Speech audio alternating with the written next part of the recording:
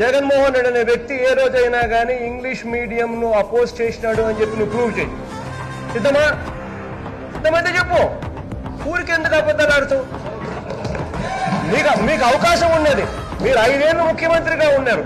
మీకు 5 ఏళ్ళు మీరు ముఖ్యమంత్రిగా ఉన్నప్పుడు మీకు ఇంగ్లీష్ మీడియంను ఎన్ఫోర్స్ చేసి మొత్తం 45,000 స్కూళ్ళు గవర్నమెంట్ స్కూళ్ళల్లో మొత్తం ఇంగ్లీష్ మీడియం తీసుకొచ్చి మొత్తం స్కూల్స్ను మార్చే సువర్ణ అవకాశం మీ చేతిలో ఉన్నప్పుడు మీరు చేయలేకపోయారు. మీరు చేసింది ఏంటి? 45,000 గవర్నమెంట్ స్కూళ్ళల్లో కేవలం 34% మాత్రమే ఇంగ్లీష్ మీడియం స్కూళ్ళుగా ఉన్నాయి అని అంటే 66% మీ హయాంలో గవర్నమెంట్ స్కూళ్ళన్నీ తెలుగు మీడియంలోనే ఉండే పరిస్థితిలోకి మీరు తీసుకొచ్చినారు అని అంటే సిగ్గుతో తలంచుకోవాలి మీరు.